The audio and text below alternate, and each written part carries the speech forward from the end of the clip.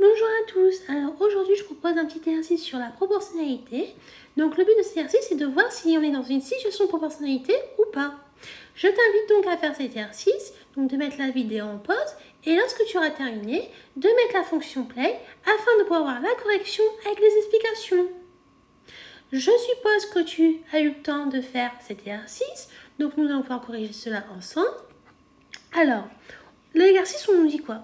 Que penses-tu de la fiche de ce fleuriste? Alors, on nous dit qu'on a 3 roses qui coûtent 7,20 € et on a 7 roses qui coûtent 16,50 €.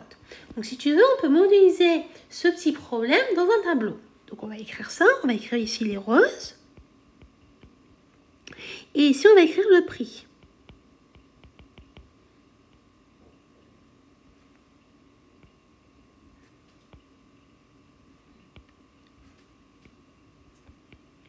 Alors, on nous a dit que pour 3 roses, ça nous coûte 7,20 €. D'accord? Et pour 7 roses, on a le prix qui coûte 16,50 €. Donc, comment on peut savoir si on est dans une situation de proportionnalité ou pas? Donc, pour savoir, il faut qu'on calcule le rapport. Donc, comment on fait pour calculer ce rapport? Par exemple, si on fait 7,20 € divisé par 3, ça va nous donner combien? Ça va nous donner 2,40 €. D'accord? Donc ça veut dire qu'une seule rose coûterait ici 2,40 € lorsqu'on achète 3 roses. Si on fait 7,20 € divisé par 3, ça veut dire qu'une rose coûte 2,40 €. Si là maintenant on fait 16,50 € divisé par 7, ça nous donne combien? Donc si on fait 16,50 € divisé par 7 à l'aide de notre calculatrice, on va trouver à peu près égal à 2,36. Donc comme tu peux le voir, on n'a pas le même résultat. Donc si on n'a pas le même résultat, automatiquement on peut conclure qu'on n'est pas dans une situation de proportionnalité. Donc ça veut dire quoi?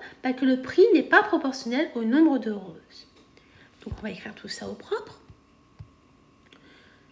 Les coefficients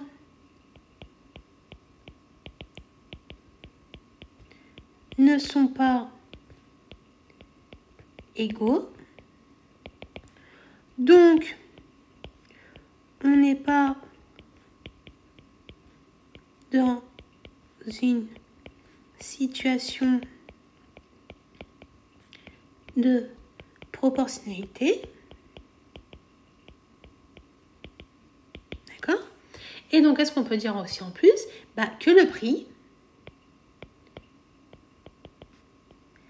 n'est pas proportionnel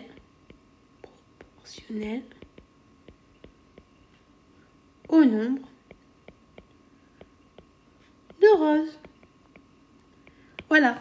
Donc bien sûr, par exemple, si on aurait trouvé le même résultat pour ces deux rapports, donc pour ces deux coefficients, automatiquement, on aurait pu conclure qu'on était dans une situation de proportionnalité et là, on aurait pu dire que le prix est proportionnel au nombre de roses. Mais là, comme on n'a pas trouvé le même résultat, on conclut que ce n'est pas proportionnel.